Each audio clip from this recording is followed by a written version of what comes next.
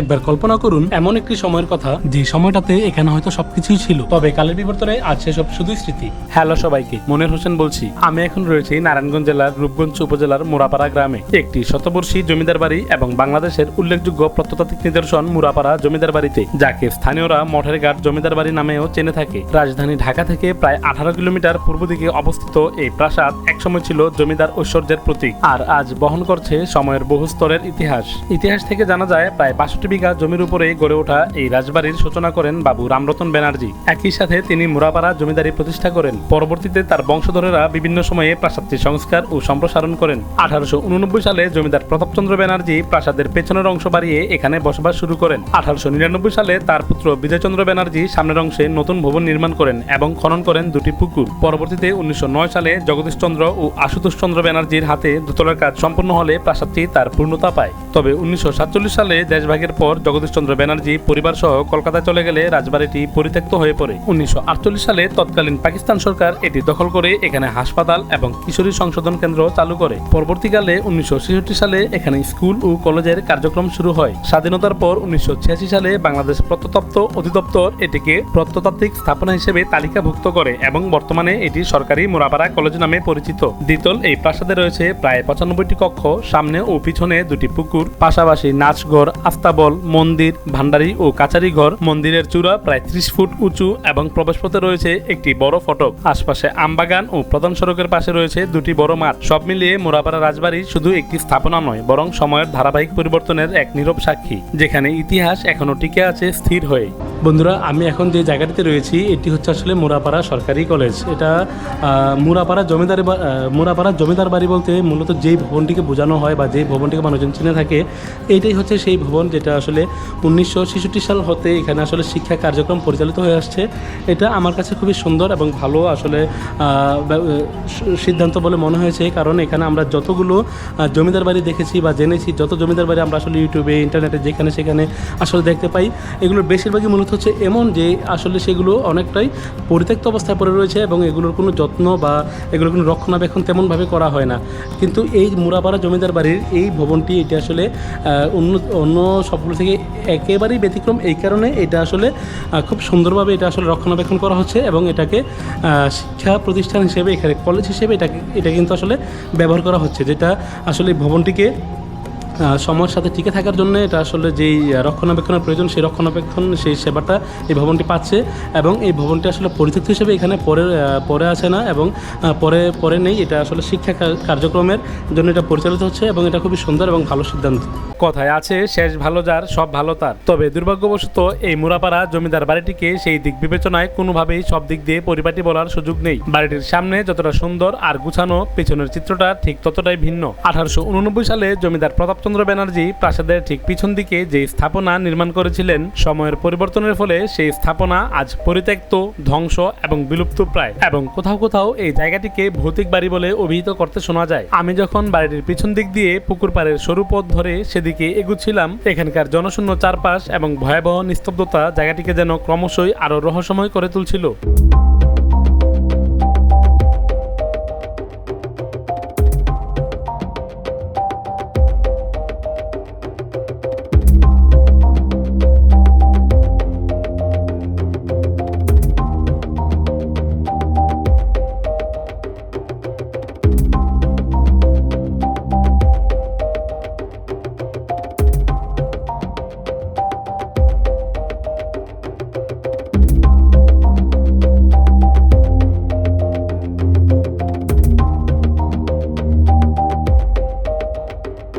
বন্ধুরা, আমি এখন যে জায়গাটিতে দাঁড়িয়ে রয়েছি সেটি হচ্ছে মুরাপাড়া জমিদার বাড়ির সেই ঐতিহাসিক জমিদার বাড়ির ঠিক পিছনের অংশ। আপনি দেখতে পাচ্ছেন এখানে সেই জরাজীর্ণ বাড়িঘর, এখানে সমস্ত কিছু আসলে আজ এমন একটা অবস্থায় এসে পৌঁছেছে যেখানে মানুষজন আসলে বসবাস করার তেমন উপযোগী কোনো ঘর নেই।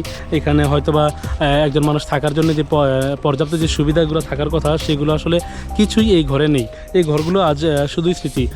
তবে একটা জিনিস আসলে অবাক হচ্ছে যে মানুষ সময়ের সাথে সাথে এখানেতে বসবাস করার জন্য আসলে পরিবার নিয়ে টিকে থাকার জন্য, পরিবার নিয়ে বসবাস করার জন্য সে আসলে কতটাই না চেষ্টা করে, কত কিছুই না করে থাকে। এখানে যে বাড়িঘরগুলো রয়েছে যেগুলো আমরা দেখতে পাচ্ছি, এগুলো যা আপনারা দেখতে পাচ্ছেন সেসবে শুধু এখন যেগুলো আসলে আজ শুধুমাত্র স্মৃতি হিসেবে পড়ে রয়েছে। একটা সময় হয়তো এমন ছিল যে এখানকার যে স্থানীয় যারা ছিলেন, যারা আসলে রাজা ছিলেন, তারপরে যারা এখানে যারা বসবাস করেছিলেন, তারা হয়তোবা এখানে কত আশা, কত স্বপ্ন, কত ভালোবাসা নিয়ে হয়তো এখানে তারা এসেছিলেন, এখানে তারা পরিবার নিয়ে সুখের সংসার করেছিলেন। কিন্তু সময়ের সাথে সাথে আজ সেসব শুধুই স্মৃতিমাত্র। এখন এখানে আসলে আপনারা দেখতে পাচ্ছেন জায়গাটা অনেকটা পরিত্যক্ত অবস্থায় পড়ে রয়েছে। আপনারা যে পিছনে যে ঘরগুলো দেখতে পাচ্ছেন সেগুলো আসলে এখানে আমি যা দেখতে পাচ্ছি এবং আপনার ক্যামেরা যা দেখতে পাচ্ছেন, এখানে বসবাস করার মতো কোনো উপযোগী ঘর এখানে নেই। যদিও বাড়ির ভিতরে কিছু ঘর রয়েছে, আসলে তারা সেগুলো আসলে মেরামত করে কোনো রকমে থাকার আসলে উপযোগী করে নিয়েছেন। তবে অধিকাংশ জায়গাগুলোই যেগুলো আসলে জমিদার বাড়ির ঠিক পিছনটাতে রয়েছে, এগুলো অধিকাংশই এরকম যেখানে আসলে বসবাস করার মতো কোনো উপযোগী স্থান নেই, কোনো ঘর নেই। এবং এগুলো অবস্থা আসলে এতটাই আসলে কি বলবো, এতটাই আসলে নিম্নমানের হয়ে গিয়েছে আসলে জায়গার এই ঘরগুলো, যেখানে আসলে এগুলোকে ঠিক করে এখানে বসবাস করার মতো উপযোগী করে তোলার জন্য এখানে আসলে কঠোর শ্রম এবং অর্থের প্রয়োজন, যেটা আসলে কেউ এই উদ্যোগটা নিচ্ছে না।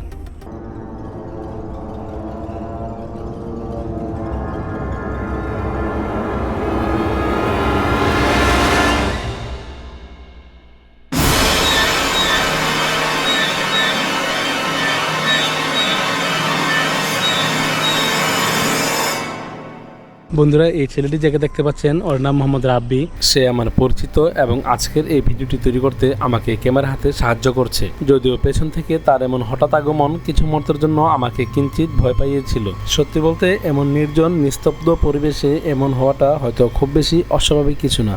বন্ধুরা, এই ঘরটির দিকে একবার খেয়াল করুন। এখানে আপনারা দেখতে পাচ্ছেন যে আসলে আমি যে এখন যে কক্ষটিতে রয়েছি, এখানে যে অবস্থা এটা আসলে এতটাই করুণ। আপনারা দেখতে পাচ্ছেন যে উপরের যে আপনার সিলিংয়ের যে আসলে ছাদের যে একটা একাংশ, এটা আসলে ধসে পড়েছে এবং এখান থেকে খোলা আসমান দেখা যাচ্ছে। এখানে যে দেয়ালগুলো রয়েছে, দেয়ালগুলো এগুলোতে কোনো রকমে আসলে এগুলো টিকে আছে এবং এখানে আসলে গাছপালা, এগুলোর লতা গুল্মা আসলে এগুলো একেবারে একাকার। এখানে আপনারা দেখতে পাচ্ছেন যেখান থেকে আসলে ছাদটা আসলে ধসে পড়েছে, ঠিক সেখান থেকেই একটি গাছ আমরা দেখতে পাচ্ছি। এই গাছটা হয়তো এখানেই জন্মেছে এখানে, কারণ এখানে উপরে যে গাছটি দেখা যাচ্ছে এটি কিন্তু আসলে নিচ পর্যন্ত কোনো শেকড় কিন্তু নেই, অর্থাৎ এই গাছটি হয়তো এখানেই জন্মেছে এবং এখান থেকেই গাছটি আসলে বড় হয়েছে। আপনারা দেখতে পাচ্ছেন গাছগুলো কতটা আসলে আপন করে নিয়েছে এই কক্ষটিকে। এখানে আসলে কোনো সময় একটা মানুষ থাকতো, একটা পরিবার থাকতো, একটা পরিবার বসবাস করতো, কিন্তু আসলে সময়ের পরিবর্তনের সাথে সাথে সেই মানুষগুলো আজ নেই এবং তাদের স্মৃতিগুলো ধরে রাখার জন্য আসলে এখানে কিন্তু কেউ নেই। এইগুলো আসলে আজ শুধুই স্মৃতি। এবং এখানে দেখতে পাচ্ছেন এখানে যে ছাদ ধসে গিয়ে এখানে যে মাটিগুলো পড়ে রয়েছে, এখানে দেয়াল, ইট, পাথর, মাটি এগুলো সরানোর জন্য কিন্তু কেউ এখানে নেই। আসলে একটা মানুষ যখন একটা কিছু শুরু করে এবং মানুষটা যখন আসলে সেখানে আর থাকে না, সময়ের সাথে সাথে সেই সবগুলো আসলে শুধু স্মৃতি হয়ে যায়। তাই আমি আসলে এটা কীভাবে বলবো, আসলে এটা আমার আসলে খুবই দুঃখের ব্যাপার যে একটা সময় রাজা বাদশারা হয়তো বা কতটাই না প্রভাবশালী ছিলেন এবং তারা কতটাই না আসলে জৌলসপূর্ণ ছিলেন হয়তো, কিন্তু আজ তাদের জৌলস সব কিছু আসলে হারিয়ে গিয়েছে। এবং এই ঘরগুলো আপনারা দেখতে পাচ্ছেন এটা একেবারেই জরাজীর্ণ, সংকীর্ণ এবং এই ঘরগুলো মেরামত তো দূরে থাকে, এগুলো আসলে যত্ন এগুলোকে দেখাশোনা করার মতো এখানে পর্যাপ্ত লোকবল নেই। এগুলো আসলে একটা সময় পর হয়তো বা সবগুলোই আসলে বিলীন হয়ে যাবে। যদিও সামনের দিকের অবস্থা অনেকটাই ভালো, এটা সংস্কার করা হয়েছে এবং এখানে মানুষজন আসলে পড়ালেখা করছে, এটা আসলে কলেজ হিসেবে ব্যবহৃত হচ্ছে, শিক্ষা প্রতিষ্ঠান হিসেবে ব্যবহৃত হচ্ছে। তবে ঠিক তার পেছনের যেই বাড়িঘরগুলো রয়েছে এগুলো অবস্থা প্রায় ধ্বংসের মতো, এগুলো প্রায় ধ্বংস হয়ে গিয়েছে। আমি জানি না আসলে ধ্বংসপ্রাপ্ত বাড়িঘরগুলোকে সরকার কখন এগুলো ঠিক করার উদ্যোগ নিবে কিনা, বা এগুলোকে আসলে আগামীতে যারা আসবেন এখানে দেখার জন্য এই মোরাপাড়ার যে ঐতিহাসিক জমিদার বাড়ির যে আসলে পিছনের যে ঠিক অংশটি, এই অংশটিকে আসলে মানুষের জন্য আগামীতে উন্মুক্ত করে রাখার জন্য আসলে প্রয়োজনীয় এখানে ব্যবস্থা নেওয়া হবে কিনা, এই ঘরগুলোকে আগামীতে মানুষজন যারা আসবে তারা আসলে দেখতে পাবে কিনা, এটা আসলে একটা বড় চ্যালেঞ্জ। আমি আশা করবো আসলে হয়তোবা মানুষজন আগামীতে যারা আসবেন তাদের জন্য আসলে এখানে যারা দায়িত্বে রয়েছেন বা সরকারিভাবে এই ঘরগুলোকে আসলে মানুষ যেন দেখতে পারে, মানুষ যেন জানতে পারে, আগামীতে যারা আসবে তারা যেন আসলে এই ঘরগুলো সম্পর্কে কিছুটা জেনে এই ইতিহাস সম্পর্কে যেন আসলে কিছুটা হলো তথ্য পায়, এই ঘরগুলো যেন দেখতে থাকতে পারে সেই উদ্যোগটা সরকারিভাবে গ্রহণ করা হবে। এটা করতে পারলে আসলে খুবই ভালো হবে, চমৎকার হবে। পিছনের এই নিঃশব্দ ভাঙাচোরা অন্ধকারটা যেন এখনো অতীতের কষ্ট আর ভয়ের গল্প বলে যায়। যদিও এই গল্পের সামনের দিকের চিত্রটা সম্পূর্ণ ভিন্ন। যে জায়গাটা কিছুক্ষণ আগেও নিস্তব্ধ আর ভৌতিক মনে হচ্ছিল, সেখান থেকে কয়েক পা সামনে এলে চিত্রটা একেবারে বদলে যায়। যেন এমন মনে হয় সময় এখানে দুটি আলাদা গল্প একসাথে লিখছে। একদিকে ভাঙা দেয়াল আর নিঃশব্দ অন্ধকার, আর অন্যদিকে হাসি, খেলাধুলা আর জীবনের শব্দ। এখানে পরন্ত বিকেলে দূর দূরান্ত থেকে মানুষজন ছুটে আসে, প্রশস্ত খোলা মাঠে প্রিয় মানুষের সাথে সুন্দর মুহূর্ত কাটায়। শিশুদের ছোটাছুটি, খেলাধুলা, হাসি আর আনন্দ জায়গাটিকে অনেক বেশি প্রাণবন্ত করে তোলে।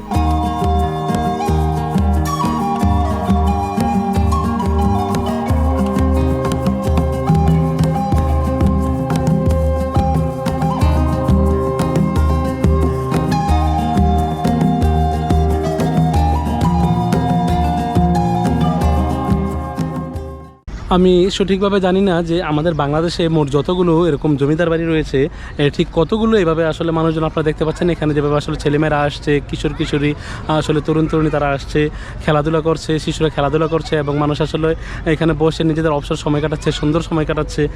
এবং এখানে দূর দূরান্ত থেকে মানুষজন আসছে এবং তারা নিজেদের সুন্দর একটি বিকাল কাটানোর জন্য আসলে এখানে ছুটে আসে। আমি ঠিকভাবে জানি না যে কতগুলো জমিদার বাড়ি এমন রয়েছে যে সেগুলোতে মানুষজন এখানে আসে এবং এভাবে একটি সুন্দর সময় কাটায়। এই মুরাপাড়া জমিদার বাড়িটি এটি আসলে এদিক থেকে অন্য বাকি 8-10টা জমিদার বাড়িতে অনেকটাই ব্যতিক্রম এবং এটা সম্ভব হয়েছে আমি মনে করি শুধুমাত্র এই শিক্ষা প্রতিষ্ঠানটি এখানে চালু করার মাধ্যমে, যেটা 1966 সালে এটা চালু করা হয়। এবং এর ফলস্বরূপ এখানে আসলে শিক্ষার্থীরা আসছে, শিক্ষকরা আসছে এবং এখানে যেহেতু একটি শিক্ষা প্রতিষ্ঠান পরিচালিত হচ্ছে এবং এখানে কলেজের মতো একটি শিক্ষা প্রতিষ্ঠান এখানে পরিচালিত হচ্ছে এবং এর ফলে এখানে যেমন শিক্ষার্থীরা আসছে, শিক্ষকগণ আসছে এবং এই বিকেলে এখানে আশপাশের মানুষজন তো বটে, এখানে বাইরে থেকে আসলে মানুষজন আসছে এবং তারা নিজেদের একটু সুন্দর বিকেল এখানে কাটাচ্ছে। আপনারা দেখতে পাচ্ছেন এখানে যে রাস্তার পাশে বা এখানে যে পুকুরের পাড়ে, এখানে যে মাটির চারপাশে এখানে মানুষজন তারা হাঁটছে, ঘুরছে, কথা বলছে, ছবি তুলছে। এটা আসলে জায়গাটিকে প্রাণবন্ত করে তুলছে। এবং যে 100 বছরেরও বেশি সময় ধরে পুরনো যে আসলে একটি জমিদার বাড়ি, এই জমিদার বাড়িটি যে পরিত্যক্ত হওয়ার বদলে এটা আসলে প্রাণবন্ত, সুন্দর এবং একটি আসলে উপভোগ করার মতো জায়গায় পরিণত হয়েছে। এটা আসলে সত্যিই খুব ভালো লাগছে এবং চোখে পড়ার মতো। যদিও বাড়ির এটার যে পিছনের যে ভবনটি বা অংশটা রয়েছে সেটা অনেকটাই পরিত্যক্ত এবং এখানে মানুষজন বসবাস করার মতো কোনো স্থান ওইখানে নেই। শুধুমাত্র একটি পরিবার আপনারা দেখতে পেয়েছেন এখানে আসলে বসবাস করছে, টিনের ঘর এখানে হয়তো বা তারা মেরামত করেছে। কিন্তু অন্যদিকে অন্য যেই ভবনগুলো রয়েছে বা কক্ষগুলো রয়েছে সেগুলো আসলে কোনোভাবেই আসলে বসবাস করার মতো না। এর অধিকাংশ আসলে শ্যাওলা পড়ে গিয়েছে, কোথাও ছাদ ধসে পড়েছে, কোথাও আসলে গাছপালা এমনভাবে আসলে সেখানে জন্ম নিয়েছে যেখানে আসলে বসবাস করার মতো কোনো জায়গা ওইখানে অবশিষ্ট নেই।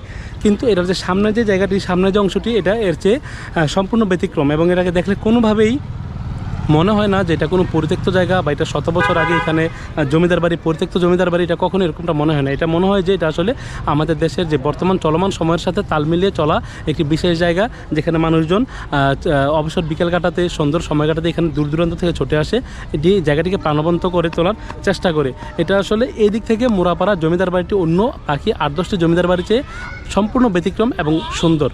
তবে চারপাশে এমন সুন্দর এবং মন ভালো করে দেওয়ার মতো পরিবেশের মধ্যেও পুকুর ঘাটের সামনে কলেজ কর্তৃপক্ষের টানানো নোটিশ আমার কাছে অসুন্দর মনে হয়েছে। তারা কোনো এক অজানা আতঙ্কে মানুষজনকে পুকুরে নামতে নিরুৎসাহিত করছে। যদিও তারা মানুষজনকে সতর্ক করতে এমনটি করেছে, তবে আমার কাছে তাদের এমন সিদ্ধান্ত কখনো যথাযথ বলে মনে হয়নি। বন্ধুরা, এটা হচ্ছে মুরাপাড়া জমিদার বাড়ির যে সামনের অংশের যে পুকুরটি এটা রয়েছে। আপনারা দেখতে পাচ্ছেন যে পুকুরটি আসলে এটা খুব বেশি বড় কোনো দিঘি বা ওরকম কোনো বড় কোনো জলাশয় নয়।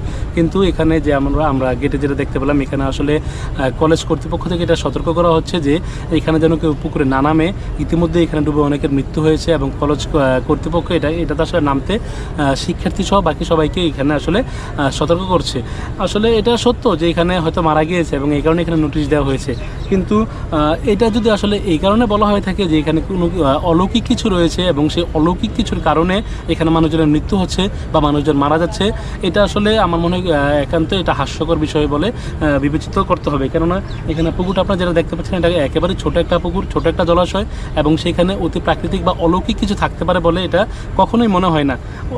এটা অপরদিকে আসলে এটা আমি উল্টো যেটা বলবো, এটা হচ্ছে এটা যে পানিটা, এটা একেবারেই স্বচ্ছ পরিষ্কার, এবং এখানে কোনো ময়লা নেই, এটা আবর্জনা নেই।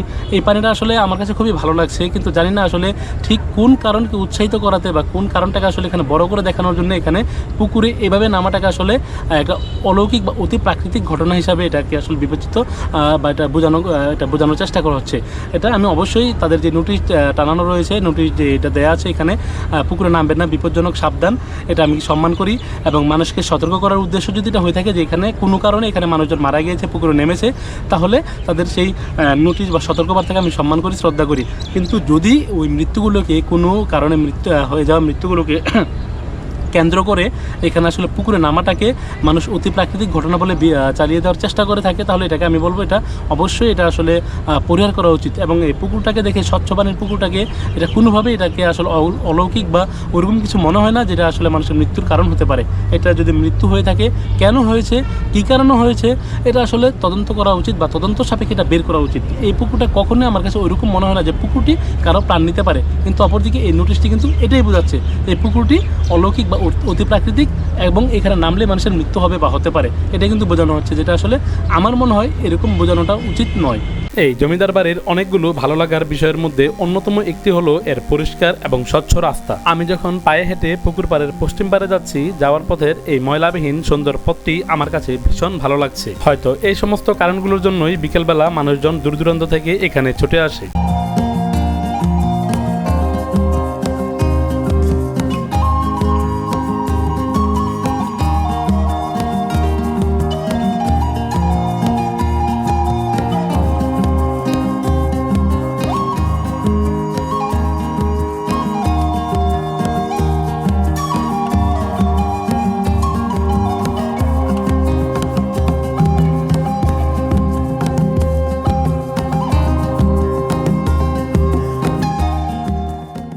মুরাপাড়া জমিদার বাড়ির যে বিষয়টি আমার কাছে সবচেয়ে বেশি ভালো লেগেছে, এটা হলো এর এই বিশাল সুন্দর খোলা প্রশস্ত মাঠ। আমি এখানে শিশুদের ছোটাছুটি দেখেছি, তাদের দুরন্তপনা দেখেছি, তাদের খেলাধুলো দেখেছি। শিশুরা হাসছে, খেলছে, কথা বলছে, ছোটাছুটি করছে। এখানে যারা বড়রা রয়েছেন তারা আসলে সুন্দর বিকেল কাটানোর জন্য এখানে আসছেন, ছবি তুলছেন, গল্প করছেন। আমার মনে হয় যে আসলে বাংলাদেশ যতগুলো জমিদার বাড়ি রয়েছে তার মধ্যে প্রধান অন্যতম একটি জমিদার বাড়ি হচ্ছে আসলে মুরাপাড়া, যেটা আসলে এত পুরনো একটি জমিদার বাড়ি হওয়ার পরেও এখানে আসলে সুন্দর মাটিতে এখানে মানুষজন আসছে, কথা বলছে, খেলছে, শিশুরা ছোটাছুটি করছে। এখানে যেন আসলে এত বছর পরেও এই একটি পরিত্যক্ত হওয়ার বদলে জায়গাটিকে আসলে প্রাণবন্ত করে রেখেছে, যেটা আসলে এটা সত্যিই খুব আসলে ভালো লেগেছে। এবং এটা একটি বিশেষ জায়গা, এই বিশেষ জায়গাটি আসলে হারিয়ে যায়নি, বরং এই বিশেষ জায়গাটি এখনও টিকে আছে মানুষের আনাগোনায়, মানুষের কথা বলায়, মানুষের ছোটাছুটিতে, মানুষের হাসি, আনন্দে, খেলাধুলায়। আসলে এমনটাই হওয়া উচিত।